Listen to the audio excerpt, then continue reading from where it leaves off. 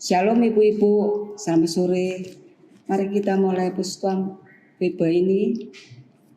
Kita mulai memuji Tuhan, betapa baiknya Engkau Tuhan.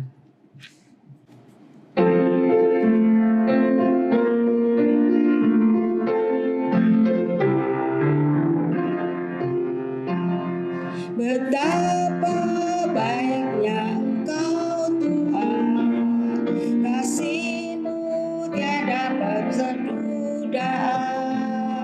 Betapa mulia kasih-Mu Yesus, jiwaku diselamatkan. Kau berjalan di sisiku Tuhan, Kau bimbingku di setiap langkahku. Kau pegang tanganku yang lemah, Kau angkat bila ku jatuh. Hosana ku memuji Tuhan, Hosana ku tinggikan Yesus. Hosana, Hosana, Hosana. Hosana ku memuji Tuhan, Hosana ku tinggikan Yesus. Hosana, Hosana, Hosana. Mari kita sama-sama berdoa. Bapak kami dalam surga, kami mengucap syukur, banyak terima kasih Tuhan telah memimpin kami melalui online untuk beribadah ya Tuhan. Pakailah Tuhan pada sore hari ini, kiranya Tuhan akan berikan kami semua ibu-ibu tubuh sehat.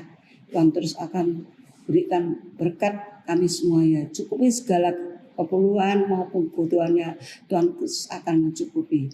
Terima kasih ya Bapak. Pakailah persekutuan pada sore hari ini, mulai permulaan, pertengahan sampai tamatnya, Tuhan selalu akan menyertai. Terima kasih Tuhan. Pakailah juga hamba-Mu yang akan berikan firman-Mu. Kami berdoa hanya di dalam nama Tuhan Yesus. Amin. Mari kita memuji lagi nomor 78. Sungguh indah kasih Yesus.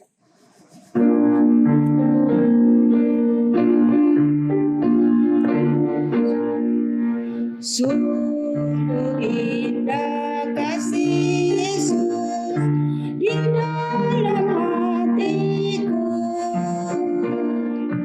Ku mau ikut Dia selalu sampai akhir hidup. Glory, glory, glory, haleluya, puji namanya. Sungguh indah kasih Tuhan Yesus di dalam hatiku. Sungguh indah kasih Yesus di dalam hatiku. Ku mau ikut Dia selalu sampai akhir hidup. Glory, glory, glory, haleluya, terpuji namanya. Sungguh indah kasih Tuhan Yesus di dalam hatiku. Tiba saatnya kita akan mendengar firman Tuhan. Sebelum kita mendengar firman Tuhan, kami akan memuji Tuhan nomor 240. Jiwaku terbuka. Firman Tuhan akan dilayani oleh Saudari Gabriel. Mari kita memuji Tuhan.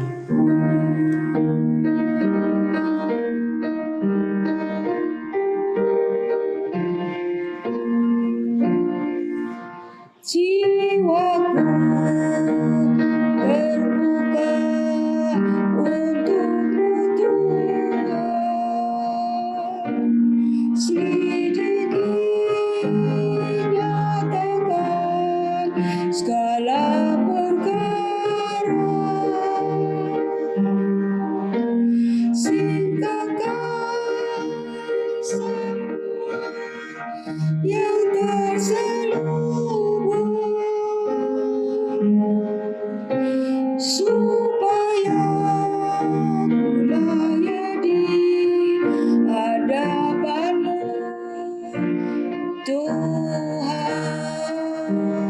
sekali lagi. Jiwaku terbuka untukmu Tuhan. Selidiki, nyatakan segala perkara.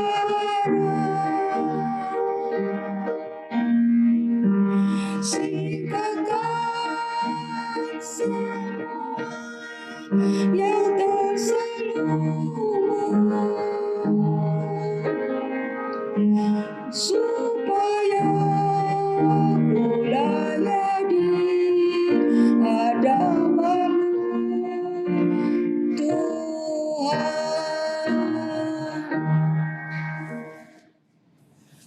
Selamat sore ibu-ibu yang terkasih di dalam Tuhan. Bersyukur hari ini kita boleh sama-sama kembali merenungkan kebenaran firman Tuhan. Tapi sebelum kita mulai, saya mengajak kita untuk berdoa bersama-sama. Tuhan, kami datang pada sore hari ini untuk mendengarkan apa yang Tuhan ingin bicarakan kepada setiap kami. Biar Tuhan persiapkan hati dan pikiran kami untuk menerima kebenaran itu. Terima kasih, di dalam nama Tuhan Yesus kami sudah berdoa dan bersyukur. Amin. Nah ibu-ibu sekalian, hari ini kita akan sama-sama belajar dari satu bagian Alkitab, yaitu di kitab Rut, pasalnya yang pertama sampai yang keempat. Kita bersama-sama akan melihat dari kitab Rut, pasal yang pertama sampai yang keempat. Tentu saja kita tidak akan membacakannya semua langsung habis pada sore hari ini. Saya akan membacakannya beberapa bagian kepada kita. Silakan ibu-ibu bisa menyimak di Alkitab masing-masing. Rut pasal yang pertama, saya akan membacakan ayat 19 sampai 22. Kemudian saya akan membacakan pasal yang keempat, ayat 13 sampai 17. Silakan ibu-ibu bisa menyimaknya di Alkitab masing-masing. Rut 1 ayat 19 sampai 22. Dan berjalanlah keduanya, yaitu Naomi dan Rut, sampai mereka tiba di Betlehem. Ketika mereka masuk ke Betlehem, gemparlah seluruh kota itu karena mereka. Dan perempuan-perempuan berkata, Naomi kah itu? Tetapi ia berkata kepada mereka, janganlah sebutkan aku Naomi, sebutkanlah aku Mara, sebab yang Maha Kuasa telah melakukan banyak yang pahit kepadaku. Dengan tangan yang penuh aku pergi, tapi dengan tangan yang kosong Tuhan memulangkan aku. Mengapa kamu menyebutkan aku Naomi? Karena Tuhan telah naik saksi menentang aku, dan yang Maha Kuasa telah mendatangkan malapetaka kepadaku. Demikianlah Naomi pulang bersama-sama dengan Rut, perempuan Moab itu menantunya, yang turut pulang dari daerah Moab. Dan sampailah mereka ke Betlehem pada permulaan musim menuai jelai. Rut 4, ayatnya yang ke-13 sampai 17. Lalu Boas mengambil Rut dan perempuan itu menjadi istrinya dan dihampirinya lah dia. Maka atas karunia Tuhan, perempuan itu mengandung lalu melahirkan seorang anak laki-laki. Sebab itu perempuan-perempuan berkata kepada Naomi, terpujilah Tuhan yang telah rela menolong engkau pada hari ini dengan seorang penebus. Termasyurlah kiranya nama anak itu di Israel. Dan dialah yang akan menyegarkan jiwamu dan memelihara engkau pada waktu rambutmu telah putih. Sebab menantumu yang mengasihi engkau telah melahirkannya, perempuan yang lebih berharga bagimu dari 7 anak laki-laki. Dan Naomi mengambil anak itu serta meletakkannya pada pangkuannya, dan dialah yang mengasuhnya. Dan tetangga-tetangga perempuan itu memberi nama kepada anak itu, katanya, pada Naomi telah lahir seorang anak laki-laki. Lalu mereka menyebutkan namanya Obed. Dialah ayah Isai, ayah Daud. Demikian jauh pembacaan firman Tuhan kita pada sore hari ini. Ibu-ibu sekalian, siapa di antara kita yang suka atau hobi dan gemar menonton film? Entah itu sinetron Indonesia mungkin, India, atau bahkan drama-drama Korea yang sekarang juga sering ditonton oleh anak-anak muda. Nah, bagi setiap kita yang suka untuk menonton film, menonton drama, menonton sinetron gitu ya, kira-kira hal apa yang sering sekali kita perhatikan di dalam sebuah film? Apa sih yang paling berkesan ketika kita menonton film? Selain jalan ceritanya, kalau bisa saya tebak, hal yang kita paling perhatikan waktu kita menonton film, menonton drama, menonton sinetron pasti adalah pemeran-pemerannya, pemain utama di dalam cerita itu.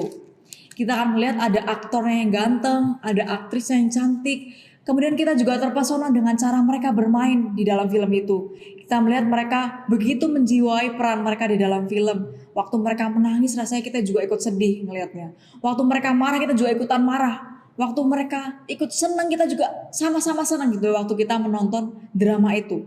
Saudara-saudara, kemudian kita akan terpikat dengan aktor, aktris di dalamnya. Kemudian kalau ada film, disebutkan sebuah nama film, kemudian kita akan mengingat, oh pasti yang main pemeran prianya itu ya. Oh yang main pemeran wanitanya itu ya. Saudara-saudara, wajar kalau dalam sebuah film kita menonton, kemudian yang kita ingat adalah orang-orang yang bermain di dalam film itu. Tapi tahukah kita kalau di dalam pembuatan film, di dalam film itu sendiri, ada sebuah peran yang tidak kalah penting atau bahkan lebih penting daripada aktor-aktor yang bermain di dalam film itu. Tentu saja pemain di dalam film itu penting ya Bapak Ibu. Kalau mereka tidak ada, lalu itu film jadi apa? Siapa yang main di dalamnya? Bagaimana mereka menyampaikan cerita? Tentu saja aktor dan aktrisnya juga penting. Tapi ada yang tidak kalah penting, yaitu tugas seorang sutradara. Saudara-saudara, sutradara adalah seseorang yang bertugas untuk mengarahkan aktor dan aktris itu waktu mereka bermain. Nanti dia yang bilang, oh kamu kalau nangis harusnya seperti ini ya. Oh kamu kalau ketawa harusnya seperti ini ya. Kamu nanti habis dari sini ke sini ya. Mereka bertugas mengarahkan aktor dan aktris yang kita tonton itu dengan sedemikian rupa sampai filmnya bisa membuat kita tersentuh gitu ya. Ikut senang, ikut sedih.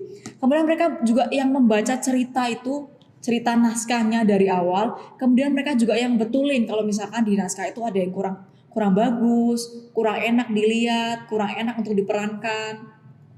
Selain itu mereka juga yang memilih staff-staff gitu ya. Mereka yang milih siapa nanti yang pegang kamera. Oh ini nanti si ini cocoknya jadi ini, si itu cocoknya jadi ini. Wah saudara, sutradara itu penting sekali perannya. Tapi pernahkah kita mengingat nama sutradara ketika kita mengingat sebuah film? Siapa sutradara dari sinetron ini? Siapa sutradara dari drama ini? Kemudian kita pasti bilang, siapa ya? Saya kok nggak kenal. Tentu saja kita tidak mengenal mereka, saudara. Karena sutradara bekerja di belakang layar. Mereka bukan orang yang tampil di TV, bukan orang yang kelihatan langsung, tapi mereka adalah orang-orang yang bekerja di dalam diam untuk supaya film itu tercipta dengan baik. Saudara, dalam kehidupan kita juga punya seorang sutradara agung yang sepertinya kita tidak bisa lihat secara langsung tangannya di dalam kehidupan kita, tapi dia tidak pernah melepaskan kehidupan kita. Dia tidak pernah melepaskan tangannya, dia terus memperhatikan kita, dia terus memperdulikan kita. Walaupun rasanya dalam kehidupan kita kok tidak melihat tangannya ya. Kita kok tidak melihat jejaknya ya. Saudara, sutradara agung itu adalah Allah yang sangat mengasihi kita dan tidak pernah meninggalkan kita di dalam masa-masa sulit kita sekalipun. Saudara, sutradara agung ini juga adalah Allah yang sama yang menyutradarai, yang memimpin jalannya cerita kehidupan Naomi dan Ruth dari kisah yang tadi kita baca. Kita melihat di pasal yang pertama dibuka dengan Naomi yang harus pindah kampung halaman. Dia harus pindah kota, pindah wilayah karena ada kelaparan di kampung halamannya. Tapi kita melihat dia pindah dengan membawa suami dan membawa 2 anak laki-laki. Ibu-ibu, kalau Naomi punya suami artinya dia tidak perlu takut siapa nanti yang membiayai hidupnya, siapa yang menemani kehidupannya. Kemudian dikatakan juga dia punya 2 orang anak laki-laki lagi. Ibu-ibu, pada masa itu, pada zaman itu, kalau ada perempuan punya anak laki-laki, itu posisinya lebih dihormati daripada mereka yang punya anak perempuan, apalagi oleh mereka yang tidak punya anak. Mereka yang punya anak laki-laki itu terjamin masa depannya, karena tahu nanti kalau sudah tua, anak laki-laki yang mengambil peran untuk menjaga mamanya, menjaga orang tuanya, yang membiayai kehidupannya, yang menemani dia pada masa tuanya. Makanya tadi waktu kita baca di pasal 4, waktu cucu Naomi lahir, perempuan-perempuan kan bilang kepada dia, nanti anak laki-laki ini akan jaga kamu. Karena pada masa itu memang hanya orang-orang anak-anak laki yang boleh bekerja, yang mencari nafkah. Jadi mau gak mau hanya laki-laki yang bisa menjaga istrinya dan juga mamanya dan anak-anak perempuan. Saudara, pada waktu itu ketika Naomi pindah, dia punya anak laki-laki, dia punya suami, masa depannya terjamin, dia tidak perlu takut apa yang terjadi di depan nanti. Tapi kita juga lihat di pasal yang sama, dengan cepat kehidupan Naomi itu berubah. Dia melihat suaminya meninggal, setelah suaminya meninggal belum lama lagi anaknya meninggal. Yang laki-laki bukan cuma 1, tapi juga 2. Bukan cuma meninggal oleh suami dan juga anak laki-laki, sekarang dia harus tinggal dengan 2 menantu perempuan. Jadi mereka bertiga perempuan sama-sama janda, ibu-ibu ya. Ibu-ibu pada masa itu, kalau kita punya status janda, pada masa itu ya ibu-ibu, bukan pada masa sekarang. Tentu saja masa kita berbeda. Pada waktu itu kalau ada seorang janda, mereka cuma punya 2 pilihan. Mereka dimanfaatkan oleh orang atau mereka dibiarkan kelaparan oleh orang. Dua-duanya sama-sama tidak enak. Kemudian bisa dipastikan biasanya sebagian besar janda itu miskin. Karena seperti yang kita tahu tadi, yang boleh bekerja hanya laki-laki. Jadi bagaimana kehidupan Naomi ketika dia sudah janda, kemudian dia juga punya 2 menantunya perempuan lagi. Tidak ada laki-laki di dalam keluarga. Tidak ada yang bisa mencari nafkah, tidak ada yang bisa menghidupi mereka. Mereka sudah tidak tahu nanti ke depan harus makan apa, harus pakai baju apa, tinggal di mana, harus seperti apa kehidupannya. Saudara, begitu cepat kehidupan Naomi ini berbalik. Sama seperti kehidupan kita mungkin di dalam masa-masa pandemi ini. Awalnya tadi kita ketemu secara onsite, kita senang-senang, atau mungkin bisnis kita yang naik. Kemudian di masa pandemi kita melihat ada bisnis kita yang langsung turun dengan cepat. Kita melihat kesehatan kita ada yang turun dengan begitu cepat. Kita melihat ada kondisi-kondisi di luar sana yang begitu cepat, rasanya kok kemarin nggak seperti ini ya, kemarin tidak sesulit ini ya. Mungkin seperti itulah yang juga dialami oleh Naomi. Kehidupannya tadinya enak sekali, kemudian tiba-tiba harus jatuh dengan begitu cepat.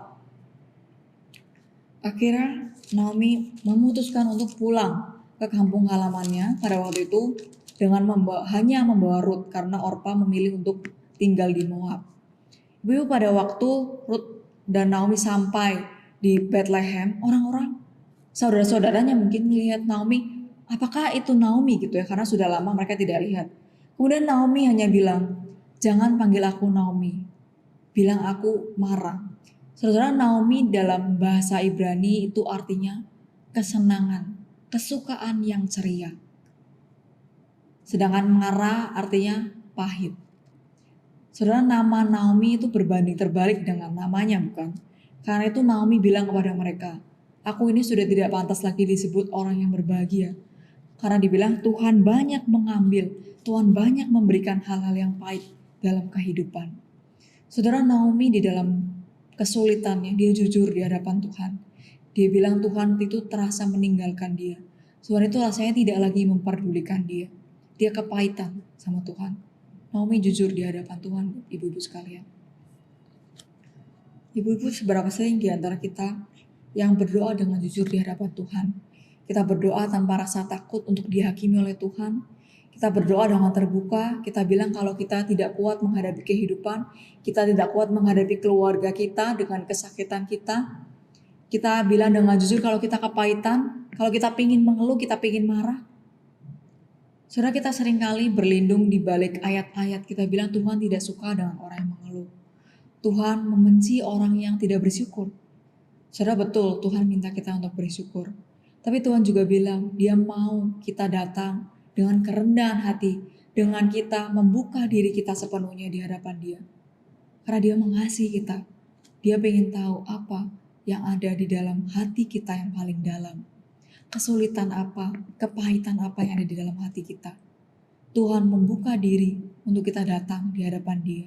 Membawa doa kita yang paling tulus, ibu-ibu sekalian. Saudara, di dalam doa Naomi yang juga tulus itu, di dalam kepahitannya, Tuhan mau menunjukkan bahwa walaupun rasanya Naomi melihat Tuhan itu lepas tangan dalam kehidupan, tapi Tuhan ternyata masih campur tangan dalam kehidupan Naomi. Ibu-ibu, di pasal-pasal selanjutnya kita melihat bagaimana Tuhan campur tangan dalam kehidupan Naomi lewat belakang layar, sepertinya tidak kelihatan. Di pasal yang kedua ini yang ketiga dikatakan Ruth pada waktu itu pergi ke sebuah ladang untuk memungut jelai gitu, supaya Naomi dan Ruth bisa makan. Dikatakan di terjemahan LAI, terjemahan Alkitab kita, Ruth kebetulan ada di ladang milik Boas. Saudara-saudara, walaupun dikatakan di Alkitab ini kebetulan Ruth ada di dalam milik Boas, tapi kita tahu sebagai orang percaya tidak ada yang namanya kebetulan. Tidak mungkin Ruth kebetulan ada di ladang milik Boas. Kemudian kebetulan juga Boas menyayangi Ruth, kemudian Boas memperhatikan Ruth dan Naomi, kemudian kebetulan juga nantinya Boas akan menebus mereka, membawa mereka menjadi bagian keluarga, memulihkan kehidupan mereka. Saudara, terlalu sedih kalau kita bilang ini hanya kebetulan. Karena kita tahu ternyata Tuhan bekerja campur tangan dalam kehidupan Ruth dan Naomi. Tuhan dengan sengaja menaruh Ruth dalam ladang milik Boas itu. Tuhan juga dengan sengaja melembutkan hati Boas untuk memperhatikan Ruth. Tuhan juga dengan sengaja melembutkan Naomi dan Ruth untuk mereka akhirnya bisa menjadi satu keluarga, untuk dipulihkan menjadi satu komunitas. Sampai akhirnya di pasal yang keempat kita melihat Naomi dengan suasana yang sangat berbeda dari pasal yang pertama. Waktu Naomi datang awal-awal dengan kepahitan, dengan tangan yang kosong, dengan banyak hal yang rasanya diambil dari Tuhan. Kemudian kita lihat di pasal yang keempat, Naomi berakhir dengan keluarga yang baru, dengan cucu laki-laki, dengan komunitas yang baru, dengan orang-orang yang mengasihi dia, dan dengan tangan Tuhan yang tidak pernah melepaskan kehidupannya. Ibu-ibu, Naomi adalah saksi hidup bagi setiap kita, di mana ketika keadaan kita tidak baik, tapi Tuhan ternyata masih baik. Di mana keadaan kita rasanya Tuhan itu lepas tangan dari kehidupan kita, tapi Tuhan ternyata masih ada memegang tangan kita. Dia campur tangan, dia mengatur kehidupan kita sampai pada akhirnya. Seperti juga yang Mazmur katakan di pasal yang ke-139, bahwa Tuhan itu merancang kita sejak dari bakal anak. Bahkan seluruh hari-hari kita, dari awal kita lahir sampai pada kesudahannya, itu sudah tertulis di dalam kitab kehidupan Allah. Saudara, kalau kita sebelum kita ada, Tuhan sudah memperhatikan kita, sudah tulis setiap kehidupan kita. Apa yang kita takutkan? Saudara-saudara, walaupun mungkin dalam kehidupan kita ada kesulitan-kesulitan yang tidak kita bisa bayangkan, hal-hal yang harus kita alami yang rasanya susah, tapi kita mau percaya, kalau kita tidak bisa melihat rasanya tangan Tuhan itu ada bersama dengan kita, mari kita percaya dengan hati Tuhan, ibu-ibu sekalian. Hati seorang bapa yang tidak menyayangkan anaknya sendiri, yang rela menyalibkan anaknya yang satu-satunya buat setiap kita. Karena Allah begitu mengasihi saya dan mengasihi ibu-ibu sekalian. Hati seorang bapa yang seperti itulah yang mengasihi kita, yang tidak rela kita terus ada di dalam kesulitan, yang tidak rela kita terus ada di dalam kesakitan. Saudara, mari kita percaya bukan kepada kebaikan-kebaikan Tuhan yang kita bisa hitung, berkat-berkat Tuhan yang kita bisa hitung, tapi kepada hati Tuhan yang mengasihi kita, yang sudah merelakan anaknya buat kita, dan yang tahu, yang dia tidak pernah lepas tangan dalam kehidupan kita. Saudara, biarlah firman hari ini menguatkan setiap kita, untuk kita tahu bahwa Allah tidak pernah lepas tangan dalam kehidupan saya, dan kehidupan ibu-ibu sekalian, kehidupan keluarga kita, kehidupan anak-anak kita, kehidupan gereja kita, bahkan kehidupan bangsa kita. Mari kita berdoa bersama-sama. Tuhan, kami berterima kasih karena kami punya Allah yang setia. Waktu kami merasa tidak ada lagi pengharapan, tidak ada lagi orang yang memperdulikan kami mau percaya bahwa Allah terus ada, terus bersama-sama dengan kami, dan Tuhan tidak pernah melepaskan tangan kami. Terima kasih Tuhan, ajar kami untuk percaya walaupun kami tidak melihat kebaikan Tuhan dalam kehidupan. Terima kasih kami menyerahkan hidup kami seutuhnya kepada Allah yang bisa kami percaya. Dalam nama Tuhan Yesus kami sudah berdoa dan bersyukur. Amin. Ibu-ibu sekalian, hari ini saya juga akan mengajak kita untuk berdoa bersama-sama untuk beberapa pokok doa. Yang pertama, mari kita berdoa bersama-sama mendoakan pemerintah Indonesia kita yang sekarang dalam usahanya untuk memutuskan rantai penyebaran COVID-19 dengan banyak berbagai protokol kesehatan, PPKM mungkin, dan juga ada vaksin booster yang sekarang lagi diusahakan supaya setiap kita boleh dapat vaksin ketiga untuk dapat perlindungan ekstra terhadap virus corona ini, COVID-19 ini. Kemudian kita juga berdoa yang kedua untuk anak-anak kita, mungkin juga saudara-saudara kita yang punya anak dari TK sampai SMA yang sekarang sudah mulai dengan pertemuan tatap muka dengan 100% gitu ya. Karena berdoa supaya protokol kesehatan juga bisa dijalankan dengan baik, supaya walaupun mereka berkumpul di sekolah, mereka bisa terhindar dari COVID-19 ini. Mari saya mengajak kita untuk berdoa bersama-sama. Tuhan yang baik, kami menyerahkan dalam tangan-Mu dalam kondisi yang tidak menentu dalam COVID-19 ini. Kami bersyukur buat setiap usaha yang dilakukan oleh pemerintah, dengan adanya protokol-protokol kesehatan yang dijalankan, dengan adanya PPKM mungkin, dan juga yang terakhir ada juga vaksin booster yang sedang diusahakan untuk setiap kami.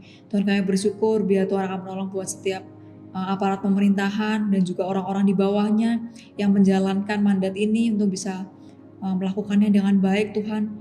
Biar vaksin ini boleh tersebar dengan rata tanpa adanya korupsi, untuk kami semua bisa punya vaksin, punya perlindungan yang ekstra terhadap COVID-19 ini.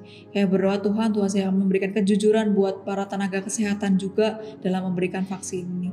Kami pun berdoa buat kesediaan setiap kami, Tuhan yang akan bukakan hati kami untuk kami bisa tersedia, terbuka untuk menerima vaksin yang ada.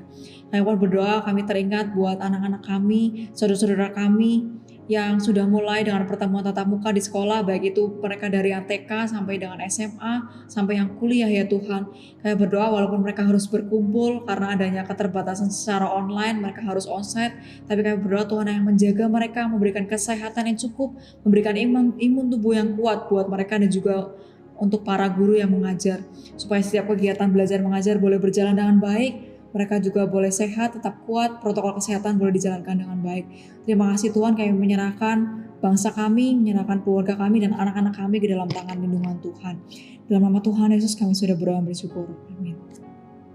Ibu-ibu, kita juga akan berdoa bersama-sama untuk beberapa program di gereja kita. Kita akan berdoa menyerahkan buat komisi-komisi yang ada, buat komisi sekolah minggu yang akan dimulai bulan depan secara online. Mari kita doakan buat setiap guru-guru yang mengajar, yang melayani, dan juga anak-anak yang mengikuti, supaya mereka boleh mengikuti dengan baik, dan guru-guru juga boleh mempersiapkan hati untuk mengajar dengan baik. Begitupun dengan orang-orang yang terlibat di komisi remaja.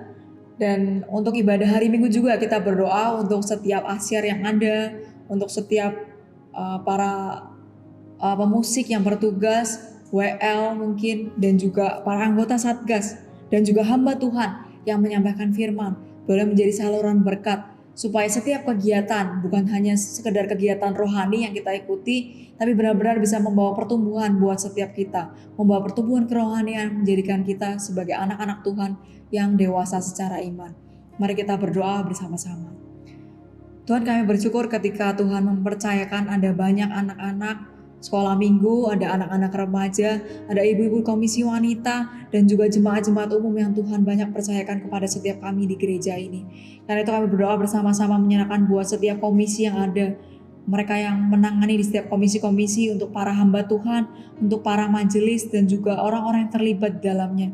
Setiap jemaat yang terlibat, kami berdoa Tuhan biar setiap orang yang ada di dalamnya bukan cuma datang mengikuti setiap program-program yang ada, menyelesaikan setiap program-program yang dianjurkan oleh gereja, tapi kami lebih rindu Tuhan, setiap kami boleh disegarkan dengan kebenaran firman, dikuatkan oleh firman Tuhan. Kami rindu untuk menjadi anak-anak Tuhan yang tumbuh secara rohani lebih kuat daripada sebelumnya, karena kami tahu ada banyak hal dalam kehidupan yang kami perlu tangan Tuhan, kami perlu untuk pertolongan Tuhan, dan kami perlu hikmat Tuhan. Menyerahkan buat terkhusus untuk komisi sekolah minggu yang akan dimulai secara online bulan depan pertama kali. Kami berdoa Tuhan persiapan hati dari guru-guru sekolah minggu, anak-anak sekolah minggu, dan juga para orang tua yang akan mendampingi anak-anak mereka. Tuhan pakai setiap kami, Tuhan pakai firman yang akan disampaikan untuk menjadi bekal bagi anak-anak sekolah minggu ini, untuk kuat di dalam imannya, untuk kuat mengikut Tuhan sampai nanti mereka besar. Terima kasih Tuhan, kami juga menyerahkan untuk ibadah minggu kami ke dalam tangan-Mu, baik itu secara onsite dan secara online. Untuk setiap jemaat yang hadir, Tuhan berikan kami hati yang sungguh-sungguh rindu untuk mendengarkan firman, sungguh-sungguh rindu untuk beribadah, mengikuti ibadah, memuji Allah, bersyukur kepada Allah dari awal sampai akhir, mengikuti dengan baik. Karena kami tahu ibadah ini adalah salah satu cara untuk Tuhan ingin rindu berjumpa dengan setiap kami dalam kehidupan. Terima kasih ya Tuhan, yang menyerahkan juga untuk setiap staf yang ada di gereja. Tuhan akan memberkati mereka, menyerahkan setiap hamba Tuhan juga. Tuhan akan menolong, memberkati kehidupan dan juga pelayanan mereka. Dalam nama Tuhan Yesus kami sudah berdoa dan bersyukur. Amin. Ibu-ibu, yang terakhir saya mengajak kita bersama-sama berdoa untuk pergumulan kita masing-masing secara pribadi. Mungkin di antara ibu-ibu sekalian, kita ada hal-hal yang tidak bisa kita ceritakan kepada orang lain, yang kita tidak bisa bukakan bahkan itu kepada pasangan kita, kepada anak-anak kita, kepada rekan-rekan kita, kepada hamba Tuhan. Mari kita berdoa. Saya memberikan waktu buat setiap kita mengambil waktu sejenak, membawa doa itu di hadapan Tuhan. Percayalah bahwa Tuhan melihat hati kita. Tuhan rindu kita datang dengan penuh kerendahan hati. Mari kita berdoa.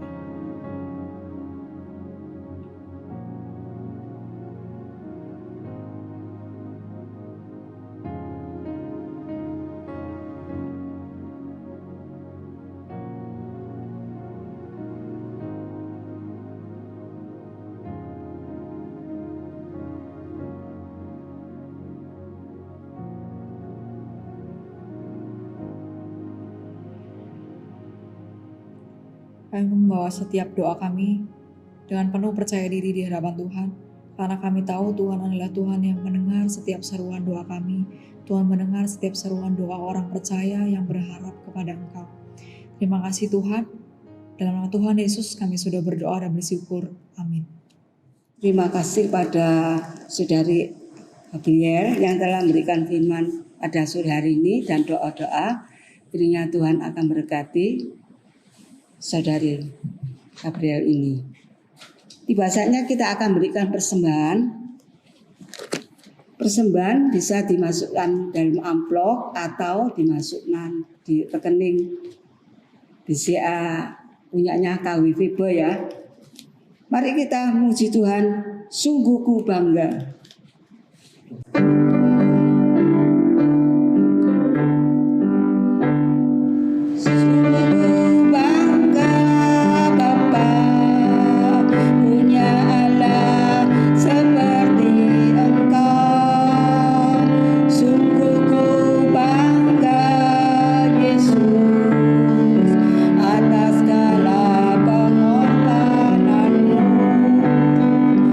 Tak ingin aku hidup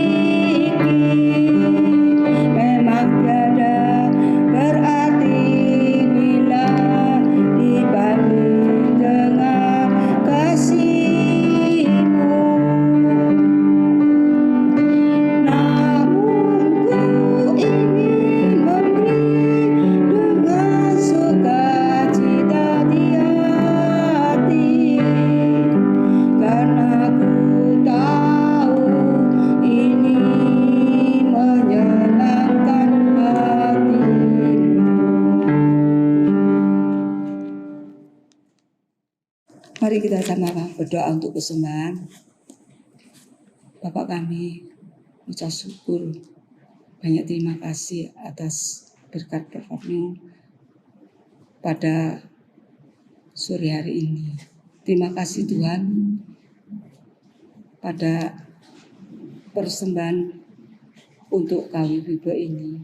Kiranya Tuhan pakailah persembahan ini menjadi berkat bagi banyak orang, juga bagi kami semuanya.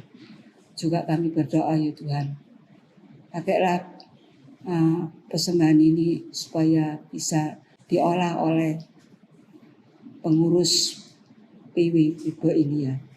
Terima kasih Tuhan Yesus. Kami berdoa hanya di dalam nama Tuhan Yesus. Amin. Doa berkat akan dilayani oleh penginjil Evangelio dan selanjutnya nyanyi doa Bapak terima kasih. Ibu-ibu, mari kita akan mengakhiri persekutuan kita pada sore hari ini. Kita akan bersama mengarahkan diri kita kepada Tuhan. Kita akan terima berkat Tuhan. Tuhan memberkati dan melindungi kita. Tuhan menyinari kita dengan wajah-Nya dan memberikan kita kasih karunia. Tuhan juga akan menghadapkan wajah-Nya kepada setiap kita dan memberikan pada kita semua damai sejahtera, sukacita surgawi hari ini bahkan sampai selama-lamanya. Amin.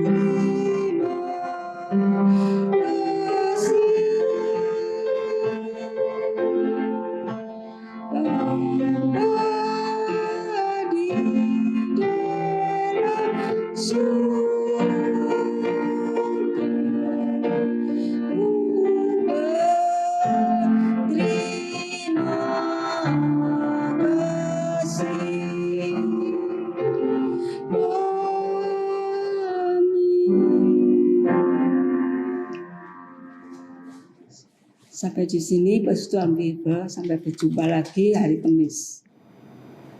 Ya, ibu-ibu, ibadah kita sudah selesai. Jangan lupa Kamis depan dalam rangka Imlek kita akan bersama-sama mengadakan ibadah persekutuan Imlek ya. Ya, meskipun kita tidak mempunyai acara yang bagaimana wahnya ya, tapi kita tetap dalam suasana Imlek ini kita akan bersama-sama merayakannya. Dan kalau ibu-ibu berkenan di rumah masing-masing boleh pakai pakaian merah, terserah ya, bebas. Oke, terima kasih.